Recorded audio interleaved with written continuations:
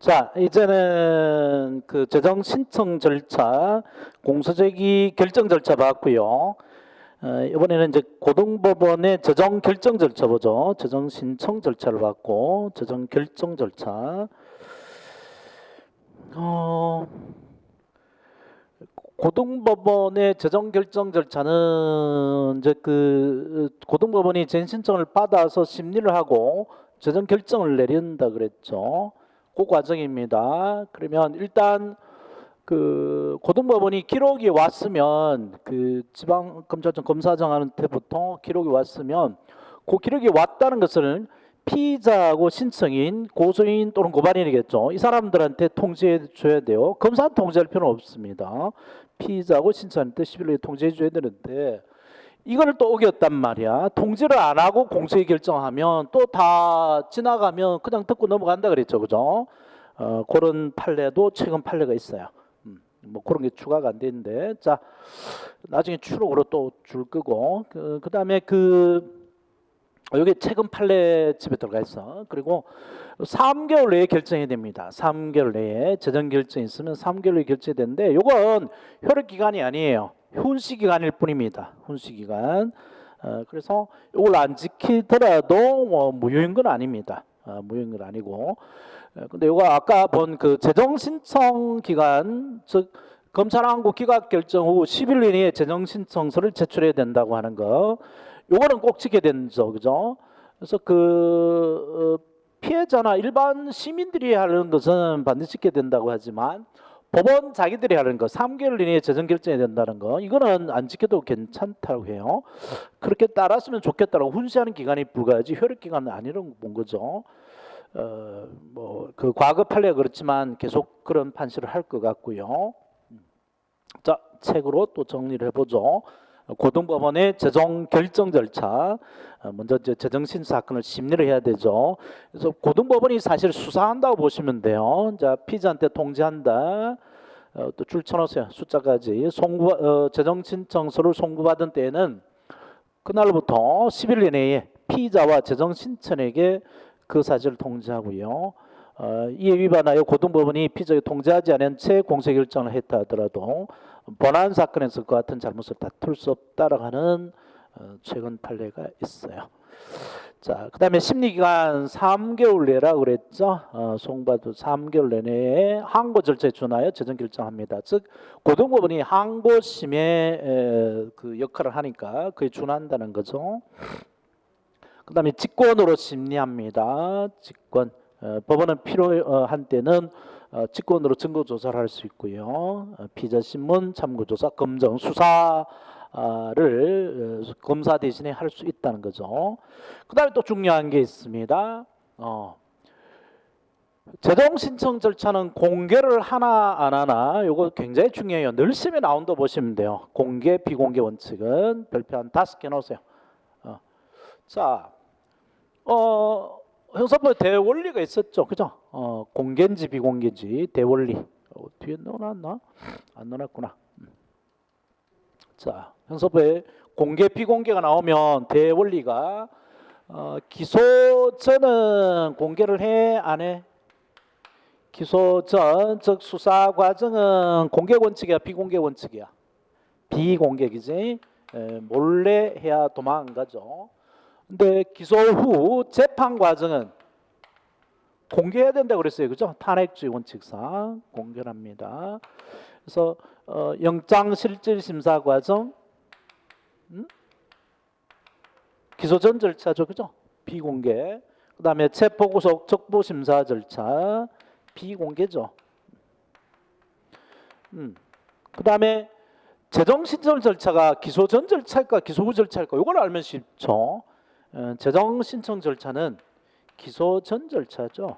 재정 신청의 결과 재정 심리에 재정 결정을 해서 기소를 하는 거니까, 그지? 기소 전 절차고, 그러면 당연히 나오죠, 비공개. 그다음에 그 공판 준비 절차 기소죠, 그죠? 공판 준비 절차 기소 후 절차니까 공개가 원칙이죠. 근데 예외들이 각각 있어요. 예외들이, 그죠?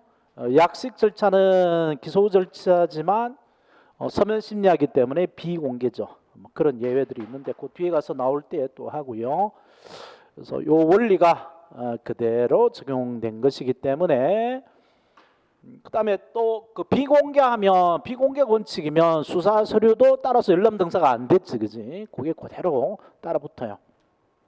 그래서 재정 심리 신청 사건의 심리는 특별한 사정이 없는 한 공개하지 아니한다. 따라서 재정 신청 사건의 심리 중에는 관련 서류 및 증거물을 열람 또는 등사할 수 없어요. 다만 그 법원이 직권 증거 조사 과정에 작성된 서류의 전부 또는 일부 열람 등사를 허가할 수 있습니다. 그래서 일체 서류의 열람 등사를 허가할 수 없다. 그러면 틀리죠.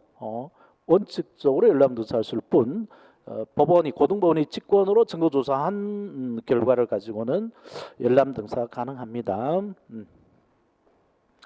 자, 그다음 재정 결정을 봐볼까요? 재정 결정은 몇 가지가 있다 그랬어요? 재정 결정은 두 개가 있다 그랬죠. 검사가 잘했으면 무슨 결정? 전신적 기각 결정. 검사의 불구속 처분이 잘못됐으면 공소시 결정한다 그랬죠, 그죠? 그래서 재정 결정은 두 개가 있다. 기각 결정하고 공소시 결정하고 두 가지가 있다. 그래서 아예 제가 하도 질문을 많이 받고 여러분이 헷갈려하기 때문에 옆에다가 이제 책을 초등 교과서처럼 박아놨어요. 그래서 기각 결정 검사가 잘했다는 결정이야. 기각 결정은. 그래서 재정 신청이 법률상 방식 위배되거나 이유 없는 때 기각합니다. 재정 신청 기간이 경과했거나 불기소 처분이 타당하다고 정당하도 인정되는 때고. 그다음에 이 판례 뭐 워낙 많이 나온 판례죠. 처음에 워낙 많이 나왔어요. 검사의 무혐의 불기소 처분이 심리 결과 객관적이고 충분해요. 그래서 뭐 폭행으로 한번 봐보죠. 폭행죄에 대해서 검사가 폭행했다라는 혐의가 없다. 폭행했다라고 하는 증거가 전혀 없다고 해서 혐의 없음에 불기소 처분을 내려요. 그러자 피해자가 열을 받아서 고소인인 피해자가 재정 신청합니다. 그래서 고등법원이 심리를 해고 보니까 증거가 있어. 그래서 혐의 없음 불기소 처분 이건 잘못됐는데 보니까 사안이 폭행 정도가 그렇게 세지 않아서 혐의 없음 불기소 처분은 잘못됐지만 기소유예의 불기소 처분을 할 만하다.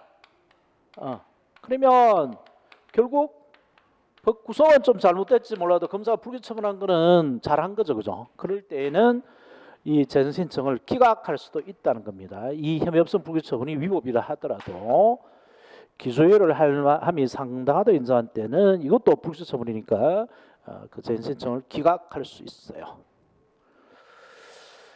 자, 그다음에 다음 내용으로 가면 2번 공소제기 결정. 이거는 검사가 잘못했다는 거죠. 검사가 잘못했다. 즉 검사의 불기소 처분이 잘못됐다라는 판단입니다.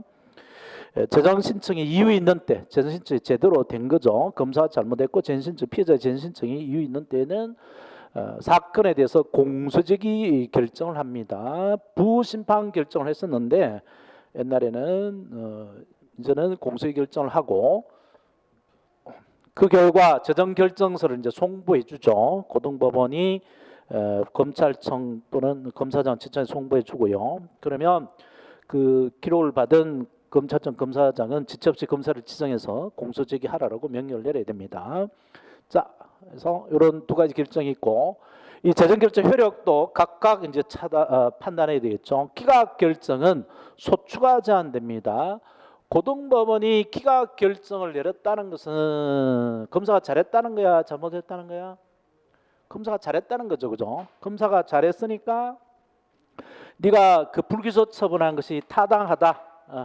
불기소 처분 내린 게 옳아, 잘했어. 그래서 재정 신청을 기각합니다. 재정 신청. 그래서 피해자가 재정 신청한 거 이거 잘못됐어라고 이제 고등 판사가 검사의 길을 살려줬는데 검사가 아니 가만히 조사를 다시 해보더니만 우리 저 불기소 처분이 잘 됐다 해서 기각했는데요. 참 죄송하지만 우리들 다시 조사해보니까 불기소 처분이 잘못됐습니다. 잘못됐으니까 우리가 다시 기소할래요라고 해버리면 고등법원이 완전히 바보 취급을 받는 거죠. 새가 돼버려서. 그죠? 그래서 재정 신청을 기각하는 결정, 검사가 잘했다라는 결정이 있는 다음에는 그 사건에 대해서 검사가 다시 소추, 기소죠. 기소를 못해요. 소추, 기소를 못합니다. 근데 예외가 있죠. 다른 중요한 증거를 발견한 경우를 제외하고는 소추를 못합니다. 그래서 이게 다른 중요한 증거 중고 취재의 또 하나지, 그지? 옆에 쓰나? 그 밑에 돼 있죠. 요점에 정리가 돼 있어요. 요점에 다른 중요한 증거가 발견된 경우가 요건이 되는 경우 피의자 구속 후 재구속, 구속 후 중요한 증거에 중 동감해 놓고 구속 피의자 석방 후 재구속 후 공소 취소 재기소 재정 신청 기각 결정 후 기소 충고 취재가 되죠. 그래서 다른 중요한 증거가 요건이 되는 경우는 그렇게 세 가지밖에 없다. 중고 취재. 자, 그다음에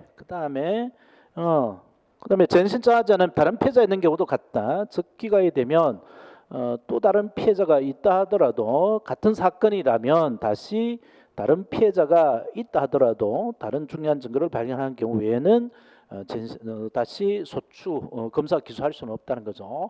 이렇게 제한되는 거는 실제로 전신 대상이 되었다가 기각된 것만 됩니다. 기각된 것만. 자, 요 판례 또 시험 문제에 최근에 많이 나와요. 여러분 별표 한 서너 개 해놓고요. 그래서 검사가 그 불기소 처분을 내린 게 A 사건하고 B 사건, C 사건 세 개 대해서 불기소 처분을 내렸어요. 그 전에 고소를 요 세 개 사건에서 고소를 했다 하죠. 피해자가 세 개 사건에 대해서 고소를 했다가 이제 검사가 불기소 처분을 내린 것은 요 A 사건하고 B 사건에 대해서는 불기소 처분을 내고 C 사건은 불기소 처분을 안 내렸어요. 그리고 아니요, 다 불기소 처분을 내렸다 치고 다시 피해자가 재정 신청했다가 기각된 것은 요 두 개만 보십시다. 요 두 개만. A 사건, B 사건이고. 그래서 전신청했다 기각이 됐으니까 A 사건, B 사건을 다시 기소하려면 뭐가 필요해요? 다른 중요한 증거가 발견되어야지만, 새로운 증거가 발견돼야 되지만, 증거 있어야지만 다시 기소가 가능하죠. 그죠? 근데 요 C 사건은 고소는 했지만 전신청 대상이 안 됐단 말이에요. 그치? 안 됐고 전신청이 기각된 게 아니기 때문에 요거를 재기소할 때는 불기소 처분을 내렸지만 전신 대상은 안 됐기 때문에 재기소할 때는 아무런 제한이 없는 거죠.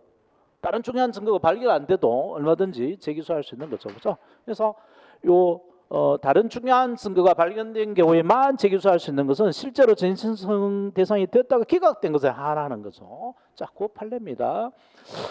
다른 중요한 증거를 발견한 경우에만 검사가 소추할 수 있는, 기소할 수 있는 재정신청 기각 결정이 확정된 사건은 재정신청 사건을 담당하는 법원에서 공소제의 가능성과 필요성에 관한 심리와 판단이 현실적으로 이루어져 재정신청 기각 결정이 대상이 된 사건만을 의미한다. 줄 쳐놓으세요.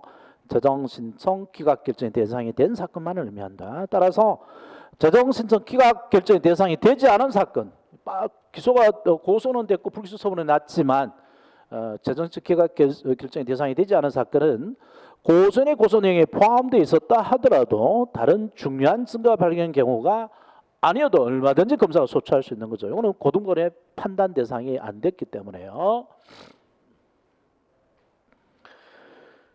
자, 여기까지가 재정결정 첫 번째 기각 결정의 효력이고요. 검사가 다시 소추할 수 없습니다.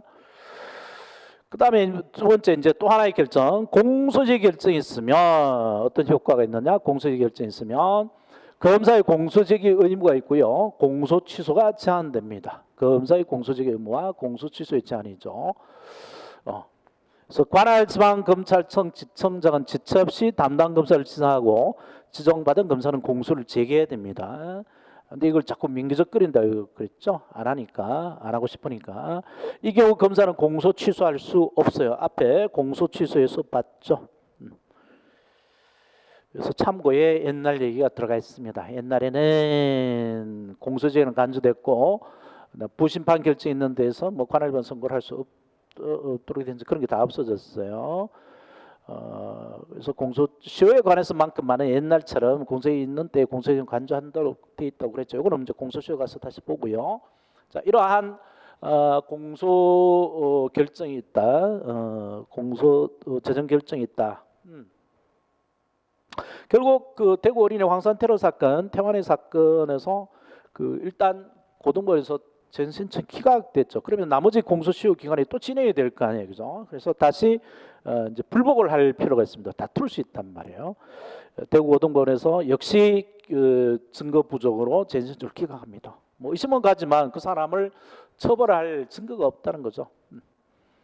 그러자 다시 그 용의자 이모씨를 가지고 특정이 없다 이렇게 해서 전신청 기각 연금 미제 사건이 되는데 이제 대법원에 재항고를 합니다. 이제 다투죠. 그게 바로 재정 결정에 대한 불복이에요. 재정 결정. 옛날에는 재정 결정에 대해서 불복할 수 없다 해서 단판으로 끝내도록 법을 만들었는데 그러다 보니까 뭔가 불합리했어요. 불합리해서 헌재 결정이 있고 법을 바꿨습니다.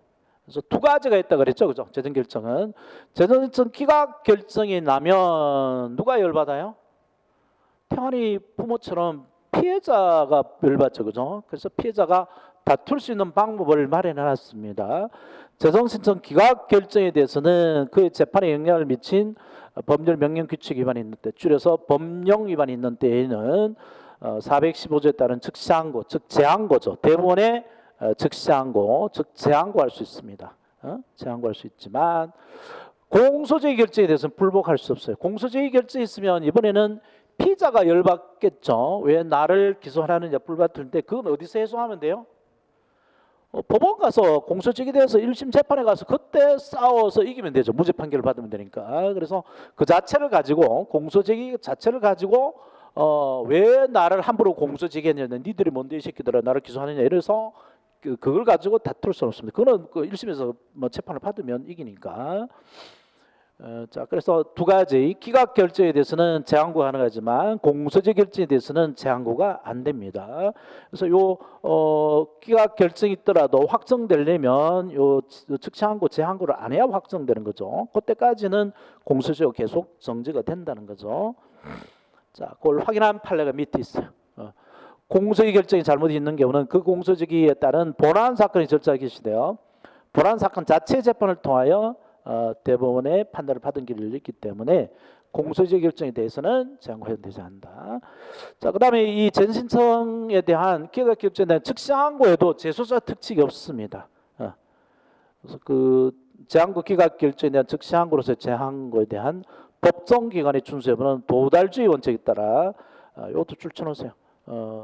법정 기관의 준수 여부는 도달주의 원칙에 따라 재항고장이나 즉시항고장이 법원에 도달한 시점을 기준으로 판단해야 된다.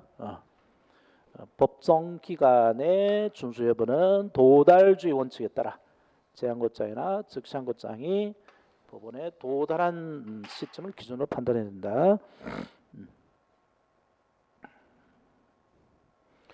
또 마찬가지로 재소자 특칙 규정은 준용되지 않습니다. 그래서 딱 하나 재정 신청으로 들어오면 재정 신청 절차로 들어오면 그 재소자의 특칙 규정이 일체 적용한대요. 이거는 피해자에 관한 것이기 때문에 그런 것 같아요. 가해자의 재판이 아니단 말이에요. 피고인의 재판이 아니다는 거죠. 자, 그다음에 이제 마지막으로 재정 신청 남용의 규제 제도가 있는데 이게 재정 신청 대상 범죄가 옛날에 3개 범죄에 부과했다가 모든 사건에 대한 불기소 처분으로 확대된 거하고 관계가 있죠. 그러면 누구나 불기소 처분 받으면 다 억울하다 그러죠. 피해자 측에서 억울하다. 그래서 재정 신청을 다 할 거니까 함부로 재정 신청하면은 재정 신청 대상이 뭐 거리가 안 됨에도 불구하고 재정 신청 거리가 안 됨에도 불구하고 재정 신청하면 그로부터 발생한 비용을 부담을 시켜버리죠. 그래서 나라에서 든 비용, 국가 비용은 재정신청 기각 결제나 재정신청 취소 결정 있는 때는 그 재정을 함부로 신청한 재정 신청인에게 비용의 전부 일부를 부담하게 할 수 있습니다. 이제 의무가 아닌 거죠. 해야 한다가 아닙니다. 할 수 있다 재량 사항입니다. 그래서 할 수 있다 별표놓고 이거 출제를 해요. 부담하게 해야 한다는 식으로 속입니다. 그리고 그 비용하고 돈과 관계되는 재판에 대해서는 전부 다 즉시항고 가능합니다.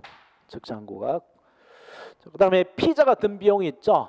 범인으로 몰린 사람, 가해자가 그 재신청을 방어하기 위해서 또 낸 돈이 있습니다. 변호사 비용 같은 게 있죠. 그래서 이때 신청에 따라 전신청인에게 전신청을 부담한 변호인, 이거는 뭐 제한이 없나? 법원은 직권 또는 피해자의 신청에 따라 전신청인에게 피해자가 전신청 부담한 변호사를 일부했다. 이게 정상한 것이다. 이거는 취소가 있는 때 이런 게 아닌가? 위의 경우인가? 위의 경우. 자, 어쨌든 그 다 명할 수 있다라는 게 포인트입니다. 기각 결정이나 취소 결정이 있을 때겠죠.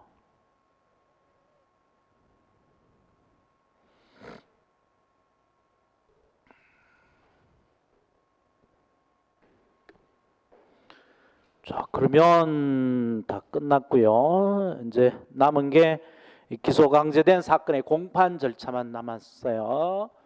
그래서 재정 결정이 있고 검사가 잘했어 그러면 전신 기각 결정을 내릴 거고, 검사의 불기소물이 잘못됐어 그러면 공소제기 결정을 내릴 텐데, 이 결정에 따라서 검사가 기소를 한단 말이에요. 기소를 한다고. 그래서 검사가 공소 제기해야 기소된 걸 치고, 이제는 이제 그 1심 재판이 열리는데, 이거는 뭐 일반 절차하고 다를 바가 하나도 없어요. 다를 바. 얘기했잖아요. 그래서 요 들어가서 그 공소 취소를 못 하고, 공소한 변경 가능하지만 공소 취소는 못 합니다. 자, 그 얘기가 마지막에 기소 강제된 사건의 공판 절차로 이렇게 정리가 되어 있습니다. 옛날에는 고등법원의 부심판 결정에 의하여, 개정 전에는 고등법원의 부심판 결정에 의하여 사건을 송치받은 관할 지방법원 지원은 공판 절차를 개시하고, 부심판 사건의 공판 절차는 부심판 결정서 공소를 제시하고, 뭐 검사가 아니라 지정 변호사가 공소 유지를 하고, 이런 것들이 특색이 있었는데, 지금은 검사한테 다 넘겼단 말이에요. 그래서 개정법에서는 고등법원의 공소의 결정에 의하여 검사가 공소를 제기함으로 일반 공판절차 다를 바 없고, 다만 검사가 공소 취소를 할 수 없는 점만 다를 뿐입니다. 옛날에도 여전히 검사가 공소 취소 못했죠. 여전히. 근데 이제 공소한 변경은 가능합니다. 전신 대상 범죄가 아닌 범죄로도 그 공소한 변경은 항상 가능하도록 되어 있어요. 그래서 여기까지 재정 신청 절차 중요합니다. 숫자까지 이런 것들 잘 기억해 보세요. 숫자까지 복습을 한번 해볼까? 그림 가지고. 이 숫자들이 다 나왔나? 여기 숫자들이 다 나왔나? 마지막에 다 나왔나? 숫자들이 다 나온 게 뭐 없나? 여기 나와 있나? 요거 보면 되네. 검찰원 전추 예외 사유 항3 030 3이 많죠. 그다음에 전신청 기간은 10일 내에, 한국기관통신에 10일 내에. 그다음에 기록을 지검장이 그 고등법원에 넘기는데, 검찰하고 전치주의가 적용이 될 때, 검찰하고 전치주의 적용될 때는 7일 내에 기록을 모아다가 고등법원에 넘기면 되고, 검찰하고 전치주의 예외에 해당할 때 다시 한번 그 사건을 검토하기 위해서 30일 이내에 기록을 넘기면 되죠, 그죠? 그 전신청 이유가 없는 때는. 그다음에 재정 결정은 3개월 그렇게 기록이 오면 10일 내에 피자나 신청을 통지하고요. 그다음에 그 재정 결정은 전신이 있는 날로부터 3개월 내에 결정을 해야 되고, 이게 다지 숫자. 항상 030 10일, 7일, 30일, 10일, 3개월. 자, 그 다음에 이제 공소제기 절차로 가보죠. 공소제기 절차.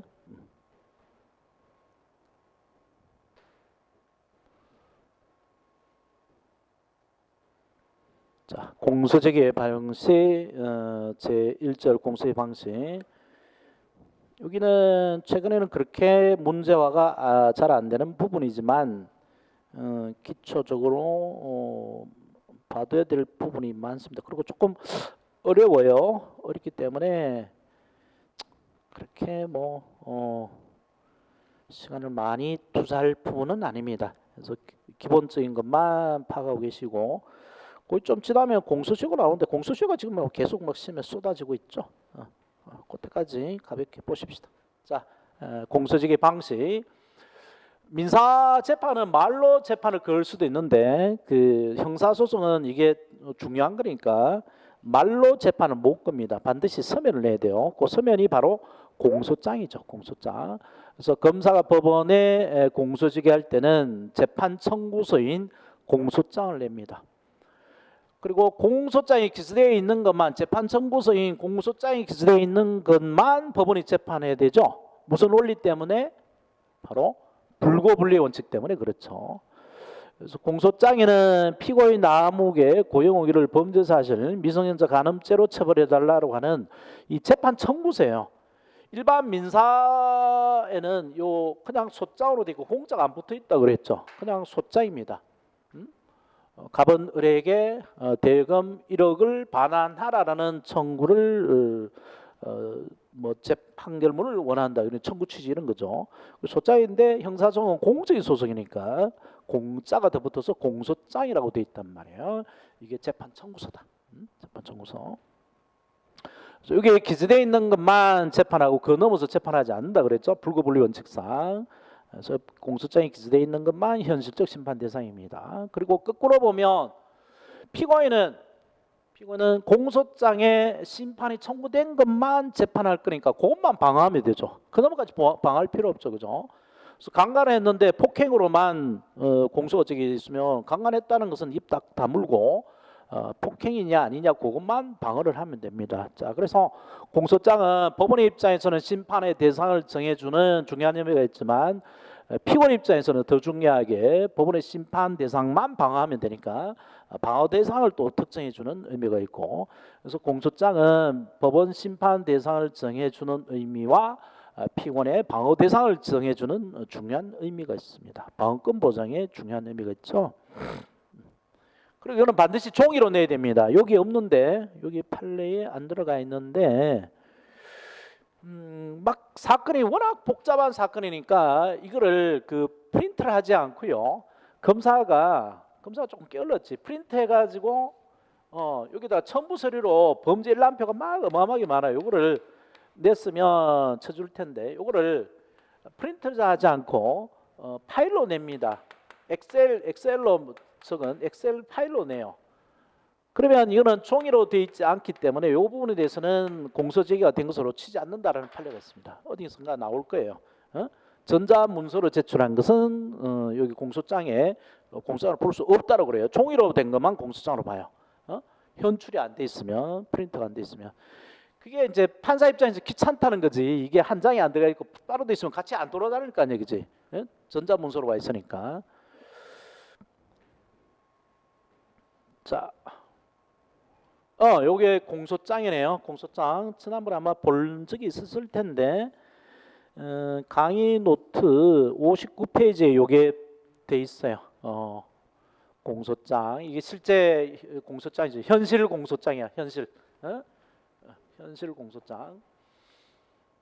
한번 봤을 텐데 공소장 돼 있고 검사가 조주태로 돼 있고 손으로 썼고요. 도장도 찍었죠. 피고인 김명호 주민등록번호 있고 직업 주거 본 적 있고 죄명 자기한테 불리한 재판한 박모 부장판사를 석고로 쏘았다는 거죠. 그래서 폭력행위든 처벌행위 법률 위반죄 집단 흉기 등 상해고 그다음에 총포 도금류 화학류 단속법 위반으로 기소가 됐고 경합범이네요.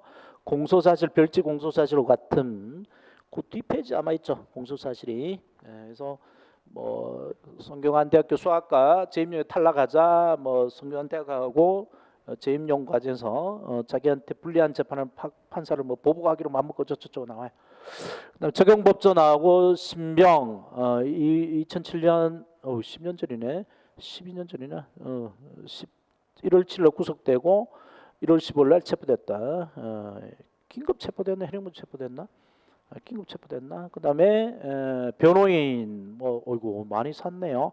그다음에 부침 옛날엔 첨부라 그랬는데 부침 현행범 인수서 구속영장 피의자 수용 증명 변호인 선임 신고서 구속 기간 돼 있고 요 접수 인란이 돼 있죠. 이게 의미가 있어요. 도장이 찍혀져 있단 말이야. 그래서 2007년 2월 9일 날 접수 14시 접수돼 있다고 이렇게 도장이 찍혔는데 요게 찍힌 날짜가 바로 공소 제기일로 추정됩니다. 여기 찍혀져 있는 날짜가 자 책에 그게 돼 있어요. 책 봐볼까요? 공소장의 제출. 공소를 제기하면은 공소장을 법원에 제출해야 된다. 만약에 공소장을 제출하지 않으면은 이는 공소지가 무효가 아니고 아예 이 세상에 태어나지도 않은 겁니다. 그게 두 번째 문단에 들어가 있죠. 따라서 공소장 제출은 공소직의 본질적 요소이므로 공소장 없는 공소직은 무효가 아니에요. 불성립된 겁니다. 아예 성립 자체가 안 된 겁니다. 그 다음에 공소직은 공소장의 법원에 도달한 때 그 효력이 발생하므로 공소장 제출 일자가 공소제기일이 됩니다. 찍힌 날짜가 공소제기일이 되는 거죠. 그 다음에 공소장에는 피고인 수에 상하는 수의 부본을 첨부해야 된다. 똑같은 걸 또 하나 쓴다는 거죠. 피고인이 여러 명이면. 그리고 그 피고인마다 공소장 부본을 송부해 줍니다. 공소장 부본을 피고인 또는 변호인한테 송달해 줘요. 왜 그럴까요? 그 얘기 너 재판 받으라 준비하라는 거죠. 이런 범죄 사실로. 그래서 피고인의 방어권을 보장해 주는 의미가 있습니다. 자, 그 다음에 공소장의 기재사항 두 가지 기재사항이 있어요. 반드시 기재해야 될 필요적 기재사항하고 기재해도 좋고 안 해도 좋고 검사 마음에 달려져 있는 임의적 기재사항 두 가지가 있는데 이거 기초적으로 알아야 됩니다. 이런 걸 이제 문제화하지는 잘 않겠지만 네 가지 기재사항이 있어요. 우리가 아까 김명호 교수, 성균관대학교 김명호 교수 공소장에 봤다시피 피고인 김명호 죄명, 뭐 폭력행위 등 처벌에 관한 법률 위반, 흉기상해죄, 공소사실 언제 어디서 뭐 쐈다라는 게 있죠. 굉장히 길어요. 공소사실이 너무 상세했으면 또 문제죠. 그다음에 적용법조 뭐 총포 화약류 단속법 몇 조 뭐 폭력행위 등 처벌에 관한 법률 몇 조 이런 게 기재돼 있고 그다음에 요거는 형사소송법상 필요적 기재사항이고요. 피고인 죄명 공소사실 증거법조하고 피고인 구속 여부까지 요거는 규칙상입니다. 아까 공소장에 있었죠. 이걸 굳이 외우자면 이렇게 따서 외우는데 이거 왜 따서 외우는지 참 처음에는 이해가 안 되더라고. 초보들이니까 그런가 본데 여러 번 하다 보면 저절로 기억나는데 피고인 죄명 공소사실 증거법조 피자 사조 속 뭐 이렇게 따서 외우고 다니더라고. 이런 걸 왜 따고 다니는지. 피자 사조소 피자 사조라고 따지고 다니던데. 자, 이게 필요적 기재사항이에요. 피자 사조속. 근데 그 중에 가장 중요한 게 두 개가 요겁니다. 누구를 무슨 죄로 기소한다는 거죠. 피고인하고 공소사실이죠. 두 개가 가장 중요하죠. 두 개가. 그래서 요 피고인하고 공소사실은 뭐 특정이 돼야 됩니다. 특정이 안 되면 요 두 개가 특정 안 되면 공소 제기 자체가 무효가 되고요. 그러면 공소가 판결을 끝내야 돼요. 재판에서는 안 돼요. 이게 불특정 효과죠. 근데 나머지 그 죄명이라든가 적용법조는 그렇게 안 줘도 되는데 이제 문제가 공소사실의 특징이에요. 이거 골치 아파요. 시험에 나옵니다. 나오는데 감당이 안 되죠. 다른 책 보면 10몇 페이지가 넘는데 제가 대표적인 것을 줄여서 요약을 해서 한 5페이지를 줄였는데 최근에 그렇게 많이 나오는 것 같지 않아요. 그래서 가볍게 보시고 여기만 기본 강의할 때만 보시고 시험 직전에는 뭐 그렇게 목숨을 안 걸어도 될 것 같아요. 꼭 나오는 게 아니니까. 자, 그래서 공소사실 김명호 교수가 뭘로 기소가 됐느냐? 범죄 사실을 말한 거죠. 공소사실. 이거 특정이 돼야 되고 특정을 하는 이유가 뭐죠? 그것만 법원의 심판 대상이 되니까 피고인이 그것만 방어하면 된단 말이에요. 그죠? 그래서 방어 대상을 정해주는 의미가 있기 때문에 거기에 초점이 있어요. 공소장, 공소사의 특징은 항상 피고인의 방어권 보장하고 관련이 됩니다. 그래서 공소사실의 기재는 범죄 일시, 장소, 방법을 명시해서 사실을 특정할 수 있도록 기재를 해야 되는데 언제, 어디서, 어떻게 육하 원칙 있죠. 언제, 어디서, 어떻게 누가 언제, 어디서, 어떻게 뭐 다 할 수 없지만 육하 원칙 다 할 수 없지만 요 세 가지 일시, 장소, 방법은 명시를 해야 됩니다. 매우 어려운데요. 그래서 특정을 어느 정도 해야 되느냐, 즉 다른 공소사를 구별할 수 있을 정도, 즉 통일성을 인정할 수 있을 정도로 족하고 따라서 검사는 범죄 일시, 장소, 방법이라는 세 가지 요소를 종합하여 다른 사실과 식별이 가능하도록, 이게 포인트입니다. 범죄 구성에 해당하는 구체적 사실을 기재해야 된다. 이게 일단 추상적인 기준이 돼요. 구체적 사실을 기재해야 된다. 구체적 사실에 구체적 범죄 사실 기재 없이 단순히 추상적인 구성 요건의 기재에 그친대. 그러면 이게 어떻게 구별되느냐면 언제, 어디서, 어떻게 절도를 했다. 이게 나와야 된단 말이야. 뭐 2018년 1월 3일 어디 뭐 종로구 뭐 어디서 남의 지갑을 소매치기 하는 방법으로 절도를 한 것이다. 이렇게 기재가 돼야 된단 말이에요. 그죠? 기재 없이 그냥 막연하게 상습 절도를 서울 모처에서 상습 절도를 저지르고 다닌 놈이다. 이렇게 기재하면 안 된단 말이에요. 피고인이 그러면 내가 어디서 훔친 걸로 나를 기소했습니까? 이렇게 다툴 수가 없잖아요. 나는 그때 나는 뭐 그 당시 정신이 없어 병원에 있었는 거고 CCTV에 나와서 나를 범인을 지목하고 나하고 닮은 사람이죠. 내가 아니다. 이렇게 방어를 못 한단 말이죠. 그래서 구체적으로 기재를 해야 됩니다. 이게 일단 기준이니까 그걸 한번 봐보죠. 일단 판례들. 그 기준을 가지고 판례를 한번 봐봐요. 피고인은 갑집에 침입하여 라디오 한 대를 훔친 것을 비롯하여 그 후 사회에 걸쳐 상습적으로 타인의 재물을 절차했다라는 공소적 기재는 라디오 한 대를 절차한 건 구체적이죠. 근데 그 후에 상습적으로 타인의 재물 뭐 라디오, 핸드폰, 뭐 TV, 뭐 돈, 지갑 아무것도 특정이 안 돼 있죠, 그죠? 이렇게 추상적으로 적으면 이건 특정이 안 된다. 피고는 방어를 못 한다. 내가 뭘 훔쳤다는 얘기인지 방어를 못 하니까 이건 무효입니다. 그럼 공사 판결로 재판을 처음부터 다시 해야 돼요. 공사를 새로 써와야 됩니다. 두 번째, 피고는 상피고인이 뭐예요라고 이제 시험 직전에 가면 물어요. 무시하고 있다가 상피고는 상대방 피고인이라는 얘기인데. 공범인 정준호하고 박근영이 있으면 정준호를 피고인이라고 했다면 이 둘이 공동 피고인이잖아요. 공동 피고인 한 사람을 피고인으로 지칭했으면 다른 공동 피고인을 상피고인이라고 그래요. 상피고인이라는 말이 나오면 둘이 공동 피고인이단 말이야. 박근영을 먼저 피고인이라고 지칭을 했으면 정준호를 상대방 피고인, 그건 좀 이상하다 하지만 그 서로 사이니까 서로 같이 한 피고인 이런 말이에요. 상피고인, 서로 같이 한 피고인, 상피고인을 불러요. 그래서 피고인은 상피고인이 정준호와 박근영이 누구를 때린다 칠 때 피고인이 상피고인이 피해자를 때릴 때 그 주위에서 위세를 부리는 방법으로 폭행을 했다.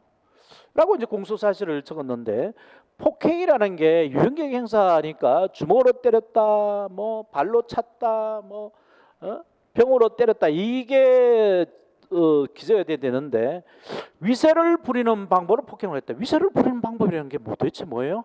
너 이 새끼 뒤져볼래? 이러고 위세를 부리는 거, 어깨를 그들먹거리는 게 이게 위세를 부리는 방법. 이건 폭행의 방법이 아니죠. 그래서 구체성이 없습니다. 그래서 피고인이 방어를 못하죠. 내가 어떻게 쟤를 때렸다는 얘기입니까? 방어를 못해요. 그렇게 보시면 돼요. 그래서 무효입니다. 이것도. 그 다음에 관세 포탈죄, 포탈이란 말이 나와 있는데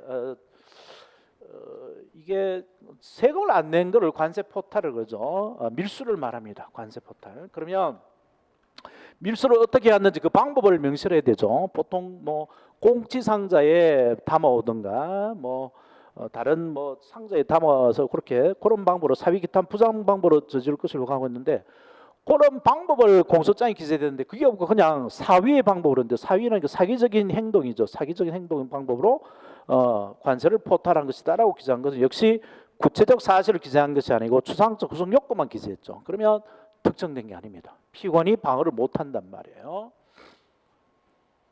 자, 이렇게 되고 그 다음에 이제 메스암페타민에 관한 판례들이 쭉 나와 있는데 그 대표적인 거 하나 하고요. 비교 판례에서 한 3개 요거 있는데 요걸로 거의 다 정리가 돼요. 메스암페타민에 관한 것은 메스암페타민이 암페타민 자체가 이게 그 호르몬이죠. 부신 호르몬인가. 그래서 이게 막 분비가 되면 단백질을 막 생성해서 사람 힘이 막 세져요. 메스니까 조금 더 뭐 많이 모았다는 거겠죠. 메스암페타민이고 이게 이제 필로폰이라고 그러죠. 속칭 필로폰. 필로라는 말이 들어가 있으니까 굉장히 기분이 좋다는 얘기죠. 이거 먹으면 굉장히 기분이 좋아요. 그래서 이걸 일본어를 공부하면 영어가 잘못 일본어화된 게 되게 많은데 그게 바로 이제 히로뽕이죠. 히로뽕. 필로폰이 일본어화된 것이 히로뽕이 대로뽕. 히로폰이 말하는 거고. 이런 게 많잖아. 엑기스 같은 거, 엑기스. 엑스트랙트인데 우리 일본 사람들이 엑기스를 그러니까 우리나라 그대로 받아서 엑기스 아직도 아주 뭐 관행화돼 버렸는데 엑스트랙트죠. 익스트랙트 뽑아내다는 거죠. 추출하다. 엑기스 일본식 영어예요. 그런 거 많아. 그래서 그 요게 나오는데 이제 그 필폰 사본을 잡았어요. 잡고 모발 검사를 합니다. 모발로 필폰 검사를 하는데 이 필로폰이 그 모발 같은 우리 몸에 있는 단백질에 축적이 돼요. 단백질이 많은 게 머리카락, 손톱 뭐 이런 거죠. 이런 데 축적이 되는데 오늘 모발 검사를 하면 보통 4에서 7cm를 자르거든요. 그러면 6개월 정도 긴 기간이에요. 6개월 기간. 그래서 만약에 2018년 뭐 12월 15일 날 잡아다가 모발을 잘라서 검사를 했다. 그런데 그 안에 암페타민 검출이 되면 이걸 역산하죠. 6개월로 역산해 가지고 6을 빼면 6월 중순부터 2018년 6월 중순부터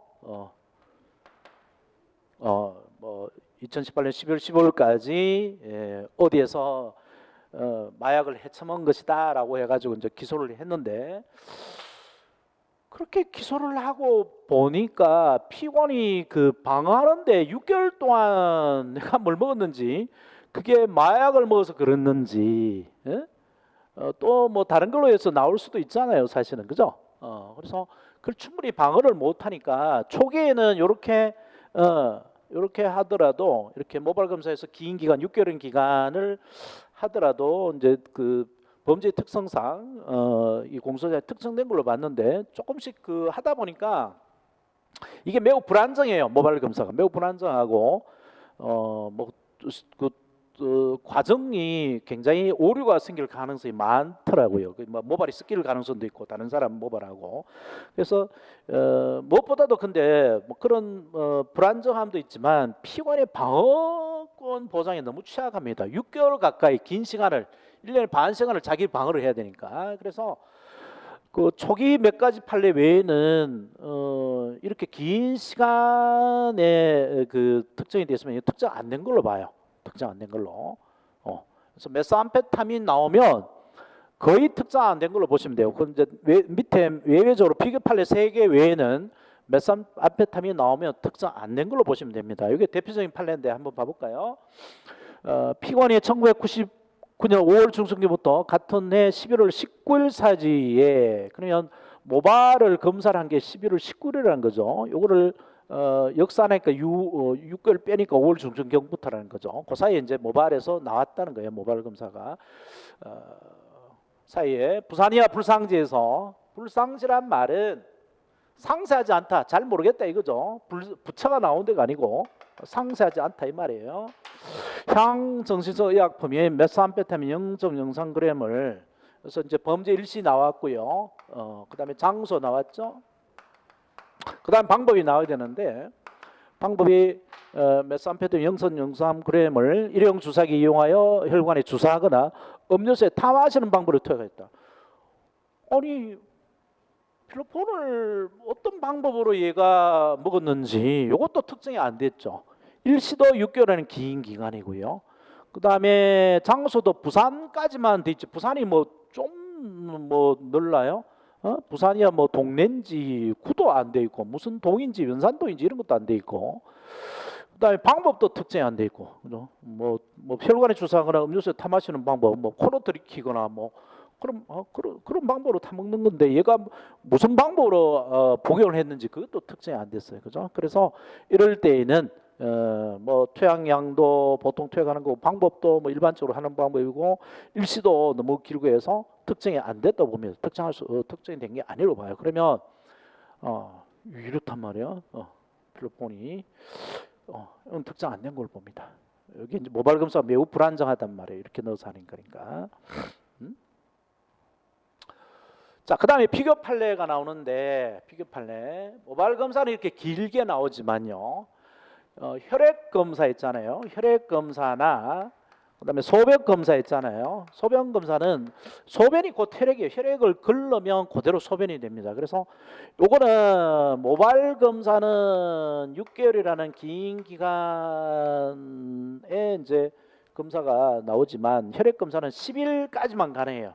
10일 지나면 검출이 안 돼. 혈액 검사나 이 소변 검사는. 그래서 이제 비교 판례가 나오는데 이게 초기 판례입니다. 초기 판례라서 그냥 인천 또는 불상지를 기재했더라도 특정된 걸로 봐요. 이게 첫 번째 판례가. 근데 숨은 게 있습니다. 기소 당시 증거에 의하여 특정이 가능한 것이라면 요 말이 나와 있죠. 증거에 의하여 가능한 특정한 것이라면 요 말이 나오는 거니까 요게 없더라도 이제 인천 또는 불상지라고 되면 특정된 걸로 보셔야 돼요. 초기 판례니까. 그리고 아까 본 거는 부산은 워낙 넓으니까 특정 안 되고 인천은 뭐 좁으니까 특정된 거고 뭐 그렇게 무대 고요했던 시절도 있었는데 그런 내용은 아닙니다. 판례가 요 정도에서 가능한 특정한 것이라면이라는 말이 숨어 있어요. 자, 그 다음에 그 소변 감정 결과 있죠. 요거 줄 쳐놓고요. 요거는 10일밖에 안 돼요. 그래서 8월 19일 날 소변을 받았는데 그걸 역산하니까 10일 잊은 거죠. 이때까지 이제 10일 안에만 나오니까 그 안에 메스암페타민이 검출되면 요 안에 처먹었다는 거죠. 그래서 일시를 이렇게 돼 있고 10일로 돼 있고 투약 장소를 서울 또는 부산이야 불상으로 돼 있고 서울이든 부산이든 돼 있다면 요거는 특정된 걸로 봐요. 그다음에 또 하나 피곤의 마약류 취급자가 아니면서 2010년 1월에서 3월 사이에 비교적 작죠. 6개월이 아니고 3개월밖에 안 되죠. 1월에서 3월 사이에 일자 불상 공삼시경 서산시 소재 상호 불상에 모텔에서 갑과 공모하여 여자 청소년 을에게 메스암페타민을 투약하였다는 공소 사실은 투약 대상인 을이 자발적으로 한 게 아니라는 거죠. 을의 진술에 기초한 것입니다. 그래서 기간도 작고 이 그 먹은 피해자의 진술에 의한 것이기 때문에 모발적인 감정 결과에 기초한 경우와 다를 볼 필요가 있기 때문에 다소 개괄적으로 기재했다 하더라도 특정된 걸로 봐요. 두 가지. 세 개죠. 인천 이하 불상제하고 그다음에 소변 감정 결과하고 그다음에 투약 대상인 진술에 기초한 경우 이 세 가지만 메스암페타민에 대해서 특정이 된 걸로 보고 나머지는 특정이 안 된 걸로 봅니다. 그런 게 도움거리 되어 있고요. 그다음에 너무 특정을 요구하게 되면 피고인의 방어는 편하겠지만 검사의 기소가 어려워지는 수가 있죠, 그죠? 그래서 그 특정을 완화시켜 줍니다. 특정을 이제 풀어줘요. 그래서 일치는 이종 기소나 시효에 저촉되지 않는 정도, 장소는 토지 관할을 가늠할 수 있는 정도, 방법은 범죄 구성 여건을 밝히는 정도로 기재하면 족하고 그 일부가 다수 불명하더라도 그와 함께 적시된 다른 사항에서 특정이 될 수도 있습니다. 자, 그에 관한 그다음에 범죄 성격상 부득이한 때는 일상적으로 개괄적으로 표시할 수 있고요. 초순, 하순, 일자 불상경이라고 기재도 괜찮습니다. 범죄 특성상 그런 것들이 이제 판례를 통해서 알 수밖에 없고요. 그래서 이제 기소를 했는데 뇌물을 2억 원 상당으로 이제 기소를 했어요. 근데 그거를 다른 걸 보니까 이게 2억 상당하는 게 뭐다라는 게 밝혀져요. 다른 사항에서. 그러면 특정한다고 봅니다. 뭐 인사물 2억 원치라든지 그걸 줘서 뇌물을 받은 것으로 돼 있다든지 이렇게 되면 특정된 걸로 보는 거죠. 그다음에 문서위조죄. 문서위조는 언제 위조된지 그 자체 드러나지 않죠, 그죠? 그래서 비교적 긴 기간 2000년 초경부터 2003년 3일 사이에 이렇게 기재도 괜찮다, 특정된 걸로 보고요. 자, 그다음에 이게 유서 대필 사건인 건데 저기 서강대에서 이게 이제 투신 자살이에요. 투신 자살. 이게 투신 자살이라는 게 그 민주 운동 시절에 그 데모하다가 자살합니다. 그때 그 유서를 대필해줘요. 유서를 대필해주는 사건이 생겼는데 그래서 자살 방조죄로 이제 기소가 되죠. 유서를 대필해줬다 해서. 근데 이 유서가 압수가 돼 있습니다. 압수돼서 현존하고 있어요. 이게 포인트입니다. 유서가 압수돼서 현존돼 있는데 이게 공소장에는 안 끼어져 나온 거죠. 다른 기록에 수사 기록이 있어요. 그러면 굳이 유서를 이렇게 써서 대필함으로써 그 자살을 방조한 것이다라고 거기에 유서가 첨부 안 돼 있더라도 특정된 걸로 보는 거죠. 그래서 유서가 압수돼 특정돼 있던 경우 압수돼 있다. 그럴 때는 공소장에 그 유서가 어떤 방법으로 대필했는지 기재 안 됐더라도 특정돼 있다고 보는 거예요. 자, 그런 판례들이 한 3개가 모여져 있죠.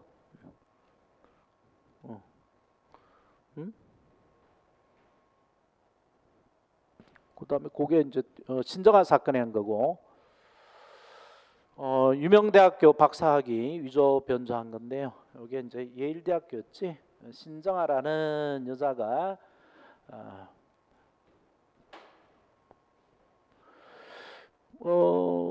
근데 그 예일대학교 박사학위가 위조됐다고 해서 이제 그걸로 기소됐는데 그게 또 공소장에 첨부 안 돼 있고 압수돼서 기록이 있습니다. 그러면 어떤 방식으로 위조했다라고 돼 있기만 돼 있으면 돼요. 공소장에 특정돼도 봅니다. 이 사람 병량균이고. 이것도 굉장히 쇼크했죠. 쇼크했어요. 노무현 정부의 청와대 민정비서관이었는데 이 여자하고 내연관계였다고. 이 여자가 아주 그 천출이었는데 머리는 좋았나 봐. 학교 공부를 안 했는데 이 잔머리가 비상하게 돌아갔나 봐요. 그래서 자기가 갖고 있는 뭐 미술 지식을 가지고 무슨 미술관 큐레이터로 들어갔다가 야금야금 권력층으로 접근합니다. 해서 마침내 이 사람이 애인이에요. 청와대 비서실장 애인이 돼. 그래서 광주 비엔날레 조직위 위원장으로 갑니다. 이 젊은 여자가. 그러자 이제 막 이 뒤 배경이 이상하다 막 해서 캐묻다 보니까 여자가 예일대 박사학위가 있는데 이게 가짜다는 것이 드러났죠. 그래서 이제 온갖 이제 죄로 다 처벌받고 징역 4년 받고 나오죠. 이 박사학위가 위조됐다는 거죠. 예일대학 박사학위. 그런데 반절이 나요. 나중에 보면 이게 진짜입니다. 박사학위 진짜야. 근데 동국대학교가 난리가 나고 뭐 아직까지 이야기 중인가 본데. 그럼 뭐냐 하니까 대학교 내에서 박사학위를 팔아먹은 거야. 결국은 진짜가 아니고 그 기록에 보면 진짜인데 가짜인데 진짜야. 진짜인데 가짜고. 그래서 그런 반절이 났어요. 머리는 되게 좋은가 봐. 그래서 그게 공소장에 위조됐다는 박사학위가 첨부 안 됐더라도 압수돼서 기록이 있으니까 박사학위 위조죄로 이제 그 특정이 됐다고 보는 거고. 자, 그다음에 요거는 요 표지를 보면 알아요. 멕시칸 치킨인데 이거 옛날 얘기고요. 시장 상표죠. 근데 이게 그 광고를 했어요. 멕시칸 영화관에 가면 이거 처음에 이렇게 멕시칸 치킨에서 광고를 했던 건데 이게 상품 표지죠. 엄마 아빠가 먹던 20년 전통의 멕시칸 치킨인데 이게 광고라고 요즘 같으면 치킨이 5만 치킨이 나오는데 요거는 한 30년 전 치킨 초기 그 켄터키 치킨 나오기 전에 켄터키 치킨 나왔을 때 얘기니까 시장에 그 튀김 치킨, 켄터키 치킨 하는 사람이 다 이 포장을 훔쳐가지고 써버린 거야. 그래서 이게 상품 표시 위반, 즉 그 부정경쟁 방지법 위반이 된 거고. 그래서 이제 막 단속을 간 거죠. 이 시장에 뭐 저 튀김닭 하는 집 다 단속을 가가지고 이제 그 사람을 잡아다 기소했는데 공소장에 저 표지를 안 붙인 거야. 이거 요 표지를 그대로 갖다 쓰면 위법이잖아. 시장 치킨들이. 그리고 이제 요렇게만 해놨단 말이야. 주식회사 멕시칸에서 제작하여 각종 광고 매체를 통해 국내 소비자에게 널리 인식시킨 자신의 상품을 표지한 표지라면 돼 있고 그 표지가 공소장에 안 붙어 나오면 되죠. 멕시칸 치킨이 뭔지. 나는 처음에 이제 멕시칸 옷을 입고 있었는 줄 알았는데 그게 아니고 닭이더라고. 닭 멕시칸. 그래서 이게 무슨 상표를 치면 이제 상표법을 위반했는지 알 수가 없으니까 특정이 안 된 걸로처럼 보이는데 이게 각종 광고 매체에서 국내에서 널리 인식됐어요. 그래서 TV에도 나오고 영화관에도 나오고 어디 가도 막 발에 차이듯이 봐요. 그래서 이런 판사가 본 것 같아. 봤기 때문에 현존하고 있습니다. 주식회사 멕시칸 상품 표지가 모두 시장에 돌아다니고 있단 말이야. 광고되고 있고. 그래서 이거는 판사가 멕시칸 치킨 이거 원래 따로 상품 주인이 있는 게 시장 그 치킨들이 도용한 거야라고 금방 알 수 있어요. 그래서 이거는 특정된 걸로 봅니다. 근데 거의 유사한 사건이 있어요. 거의 유사한 사건 비교 판례 나오는데 이거는 LG 칼텍스 사건이에요. GS 칼텍스 사건. 자꾸 LG라고 하는데 LG 칼텍스에서 그 GS 칼텍스로 바뀌었죠. 그래서 상품 표지를 이렇게 바꿨는데 이 바꾸면서 계약을 안 하고 바꿨나 봐요. 그래서 이거는 그 판사들이 모른다. 일반적으로 모르기 때문에 계약을 안 하고 GS 칼텍스라는 이 간판을 걸고 주유소 영업을 했을 때 똑같이 부정경쟁 방지법 위반 뭐 이런 게 되는데 이거는 기소를 해야 된다고 봐요. 따라서 공소장의 상법 위반의 범죄 구성요건 중 침해된 등록 상표 서비스표 디자인 주지 표지들을 명확하게 적시하지 아니했다면 특정된 것이 아니다. 그래서 GS 캘텍 사건 나오죠. 그래서 멕시칸 치킨 사건은 판사가 광고를 통해서 그 상품 그 상표를 받고 GX 칼텍 사건 이거는 저도 찾아도 잘 뭐 일반적으로 없죠. 뭐 구도일 이런 것도 아니고 이러니까 그래서 이런 거는 특정이 안 됐다고 보는 것 같아요. 그렇게 비교해 두시고요. 뭐 그런 정도로 하십시다. 너무 깊이 할 필요 없고.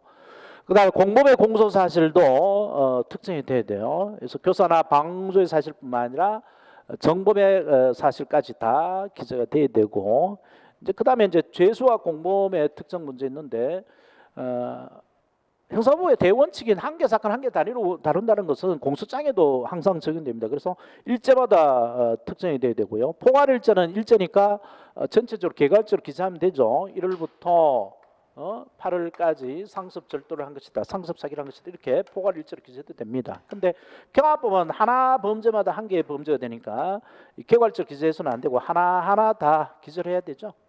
1월에 무슨 사기, 뭐 2월에 무슨 사기, 3월에 무슨 사기 특성이 돼야 됩니다. 각 범죄마다. 자, 그걸 확인한 게 있죠. 그래서 각 행위마다 한 개 범죄는 강간죄 같은 성범죄의 경우에 각 행위마다 특정이 돼야 되고요. 폭행자, 피해자별로 한 개 범죄가 되는 경우에도 마찬가지 피해자별로 특정이 돼야 됩니다. 그래서 죄수했잖아요. 단순일제, 과연설제, 포괄일제, 수재인데 각 범죄마다 하나하나 특정이 돼야 된단 말이야. 먼저 포괄일제. 무면의 의뢰행위 허가 없이 1월부터 8월까지 무면의 의뢰행위였다. 이건 포괄일제죠. 그래서 1월부터 8월까지 또는 1년부터 8년까지 이렇게 해도 되죠. 허가 없이 의뢰행위를 한 것이다. 이렇게 개괄적으로 써도 됩니다. 상습 사기의 경우도 마찬가지죠. 포괄일제인 상습 사기의 경우에도 언제부터 언제까지 상습 사기했다. 구체적으로 개별 범죄 행위를 다 특정 안 해도 됩니다. 근데 경합범의 경우는 특정해야 돼요. 탈세를 하기 위해서 거래가 없는데도 뭐 아무것도 안 샀는데도 세금 계산서를 받아가죠. 물건을 거래를 한 양 세금 계산서를 끊어주는데 나중에 이제 그 공제 받으려고 가짜 세금 계산서를 끊어가죠.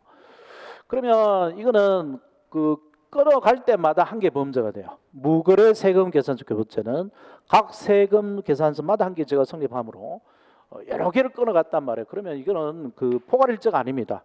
개개 범죄마다 따로 범죄가 돼요. 그래서 세금 계산서마다 공급가액이 공소에 기재됩니다. 얼마 끊어갖고 그게 조세 포탈액이 얼마다라고 개별적으로 다 특정이 돼야 된단 말이죠. 하나하나가 별개 범죄니까. 그 다음에가 이제 이거는 옛날 얘기인데 이 뭐 종교 분쟁 중에 그 불교 종교 분쟁 조계종 총무원을 둘러싸고 분쟁이 났어요. 그래서 서로 이 돈이 어마어마하거든. 그래서 뭐 개혁파하고 이쪽에 이쪽 원래파하고 이제 싸움이 벌어졌는데 거의 소림사 영화 찍듯이 100명씩 가까이 가서 싸웠어요. 치고받고 싸워가지고 이제 각각 폭행죄로 기소됐는데 검사가 너무너무 많으니까 그냥 100대 100으로 싸운 걸로 기소를 해버렸어요. 근데 이게 게으른 거죠. 그래서 폭력행위 등 처벌에 관한 법률에 의해 폭행죄는 피해자별로 한 개 범죄가 성립되기 때문에 각 피해자별로 사실을 특정할 수 있도록 요 피고는 누구를 얼마를 때렸는지 그걸 채정해서 다 일일이 기재되는데 너무너무 많단 말이야. 많으니까 그냥 피고인들이 공도하여 성명불사 범종 추측 이제 개혁파 추측이죠. 청녀 100명의 전신을 손으로 때리고 발로 발로 차서 성명불상 피해자들에게 폭행할 것이다. 이렇게 기재한 거는 이거는 너무 게으른 기재라는 거죠. 그래서 특정이 안 되는 걸로 봐요. 그다음 마지막 하나 사기죄에서 수인이 피해자고 아까 그게 상습범이면 개괄적 기재도 되는 거죠. 근데 이 상습범이 아닌 경우에요. 수인이 피해자되 각별로 기망에 의하여 각각 재물을 편취하는 이건 경합범이죠. 피해자별로 한 개 범죄가 성립하기 때문에 각 피해자와 피해자별로 피해액을 특정할 수 있도록 기재를 해야 됩니다. 자 여기까지만 하시죠. 오늘은 수고했어요.